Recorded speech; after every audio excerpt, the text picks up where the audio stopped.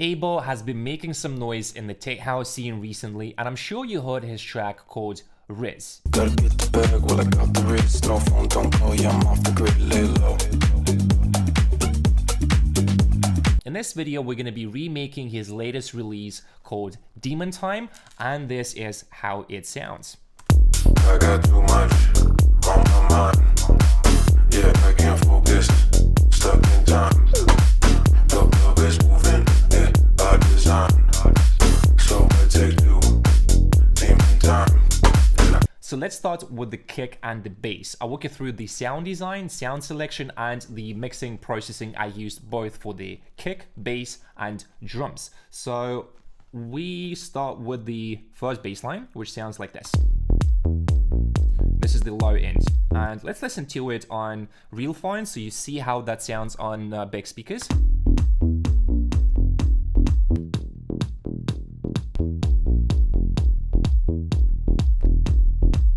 So it's very, very close to the reference. Of course, I'm not going to say that I was able to recreate the bass 100%, but it's like 80-85% from the original. He's probably getting like really good analog-ish mastering in a good studio.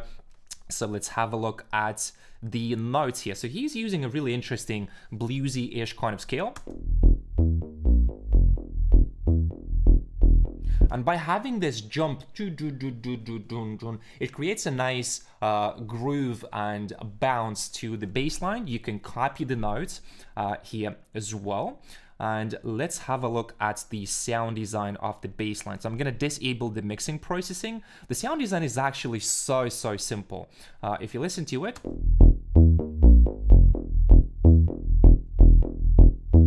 it's a basic saw, one filter, and the envelope is pretty long. So I'm using one for the main envelope, and the second envelope is controlling the filter. It is a little bit different. So I was planning to get a same kind of vibe for the bass line, and depending on what kind of track you're going to be making, you can make it shorter, you can make it longer, but this is the starting point. So here is how it sounds. We can listen.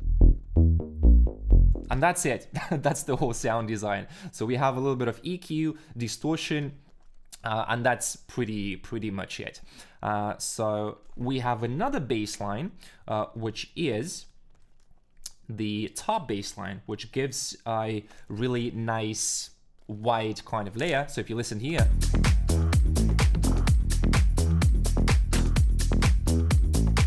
there's a little bit of a stereo field. So what I used is another bass line which sounds like this. It's again pretty close, not 100%, but the principle is the same. So we have two oscillators, both of them are in unison, so a little bit detuned here, like this and like this. And once we combine them,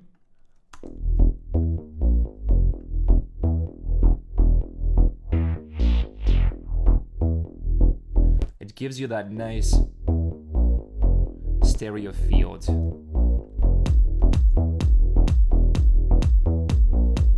Pretty cool, right? And then again, you want to make sure that you fine-tune the envelopes and all this stuff. So for the processing, I literally just copied the original preset and change the waveforms a little bit so we don't get any phase issues, but it's again just a basic saw, and that's it.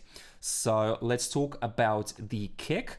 For the kick, I spent quite a bit of time, and not gonna say that I got like 100% close, but you want to use that as a guideline, because every time it's interesting I try to recreate something, I can get close, but then I kind of lose inspiration. So you want to take that as foundation and build your own sound on top of what we are creating. So we have a kick that I synthesized, which sounds like this. Like it's pretty, I don't know, regular, kind of simple kick here. So we can fine tune the like this. Yeah, so very basic. One interesting thing that I noticed about the kick, he uses an interesting click on top, and I found a cool disco loop, and I layered the kick transient on top. I cut the low end here on the kick, and this is how it sounds. So pay attention to, gives that nice and punchy kind of sound, which I really, really like. Because without this one, I mean, it's still cool, but it's missing something. It's too basic. But like this is on point. And let's listen on.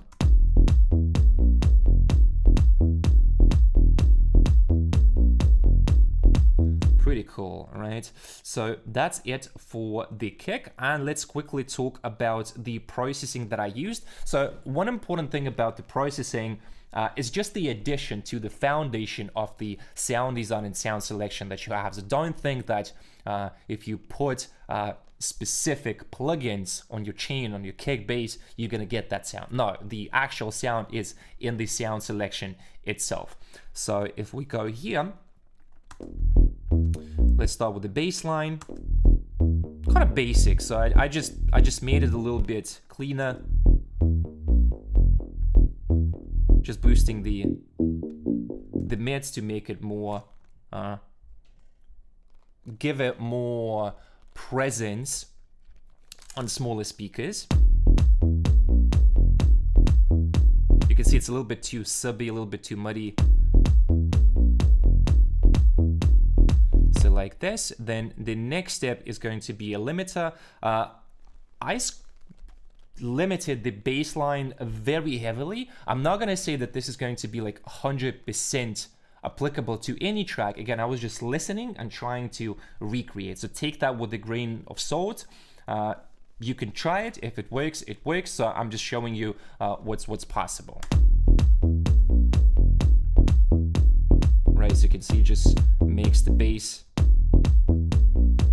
a little bit more controlled. But sometimes if you don't do it right, then you can mess up your bass very easily. Then we're using a little bit of compression here with a short attack to make sure that it's tight, heavy ratio. I was just, again, listening and trying so I could get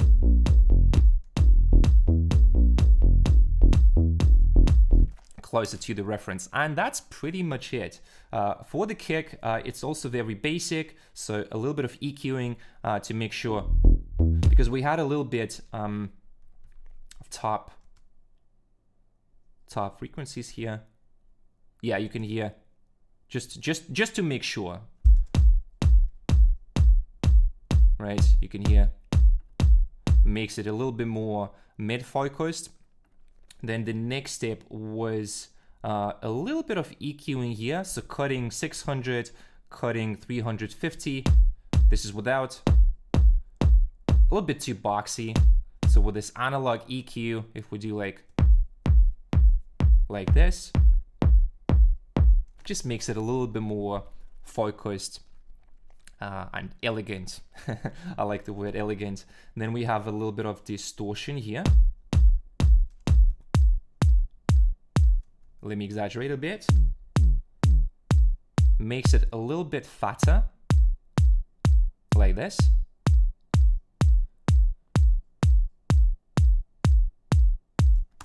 Pretty cool. And then the last thing is heavy compression on the kick. So I was listening to the reference and trying to get the kick to sit tight.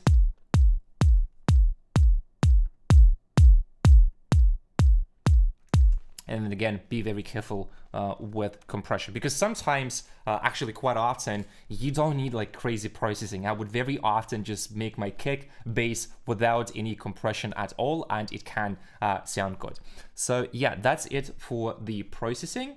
And for the top bass line, everything is the same. So EQ, cutting the lows, same limiter, and same compressor. So that's pretty much it. Play around and see what works for your track. And let's get into the drums. Oh, I spent a lot of time trying to get it to sit. I couldn't recreate like 100% the exact samples, but I'm going to teach you the logic itself so that you can create something in your unique style using the same approach.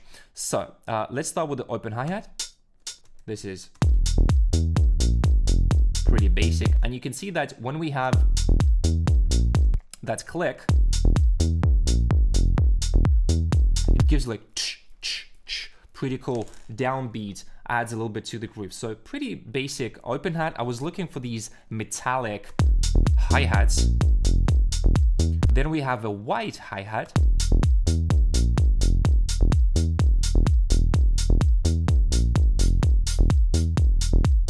To give it a bit of stereo. Then we have another hi-hat which goes on the downbeat, creating that movement. It's pretty nice, I like it. Maybe we make it -6.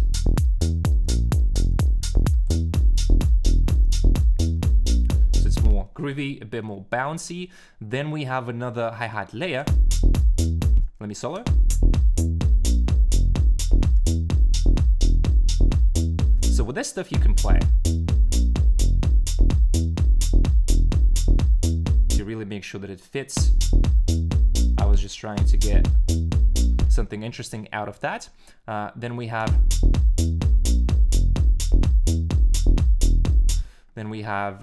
this hat rhythm. So if you listen to the original, this hi-hat gives you a bit of bounce here as well. A little accent. So if we listen to mine, this is how it's going to sound as well. Pretty much the same thing. This is what I was trying to recreate. So let's listen to this. And then another one here at the end of every 2 bars as well. This one, and we have another one. So basically we have 3 additional rhythmic hi-hats. So if we listen,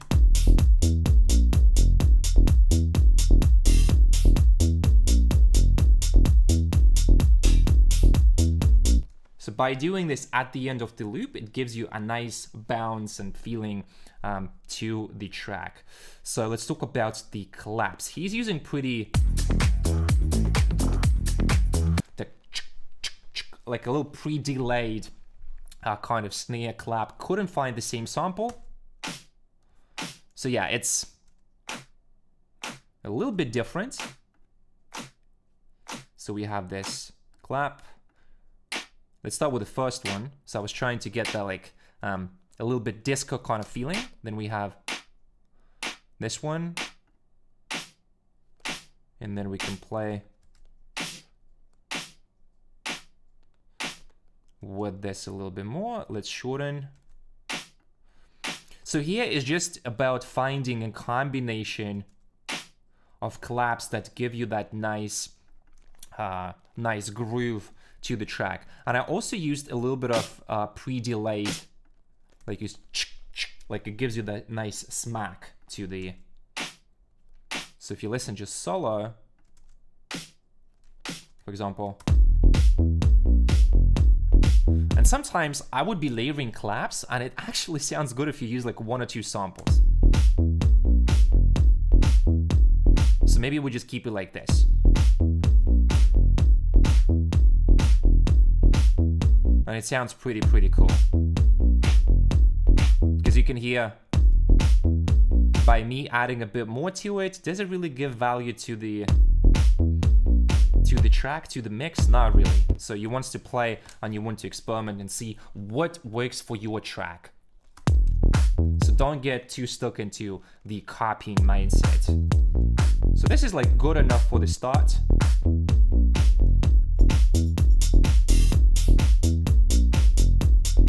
Pretty cool, right?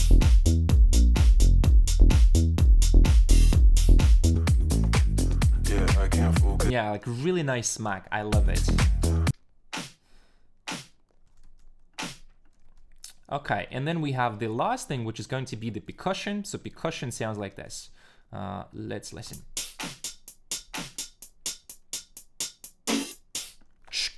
Together with the hi-hat, it's giving you that nice bounce.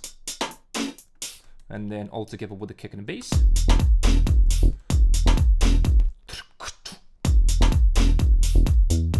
A really nice groove. So all together with the claps and all this stuff.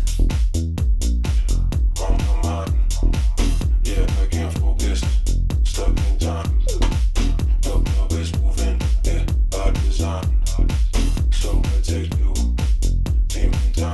Yeah, and that's pretty simple. This is one of the key lessons. Every time I remake something, I realize how simple the drums are, how simple everything is, but you have to nail every single element that you are using in your track. So it's better to have fewer sounds, fewer elements, make it very simple, and focus on trying to get the most out of all the sounds that you have. And let's talk a bit about the drums processing, what I did to the track here. So number one is going to be distortion. Let me show you without.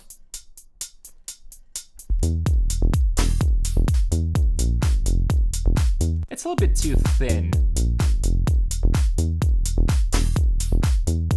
So number one is going to be distortion. Gives you that nice crunch, which I really like. Then we have a little bit of EQ to filter out the low end, because when you saturate, you're gonna get a little bit of that. Then I'm using Tech to cut a little bit on the highs. So you can see here, boosting and cutting at the same time, boosting 1.5 and boosting 500 and 100. Something like that is cool. A little bit of clipping. Actually, it doesn't really affect, so we want to use that to cut the peaks of the drums. And then I'm also using transient shaper to reduce the sustain and increase the attack to make the drums a little bit more punchy. This is without.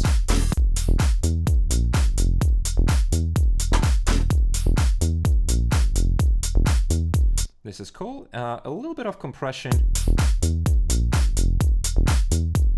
And you want to be very careful in compression with the drums, because you can destroy the drums easily. I'm not gonna go into specifics of the attack and release stuff. Again, have the video here. And the final thing is going to be sidechain compression on the drums, which gives you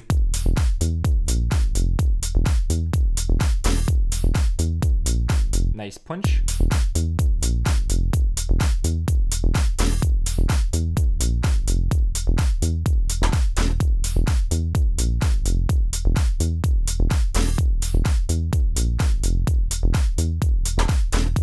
And that's it. So without, yeah, very big difference. It's more punchy, more powerful.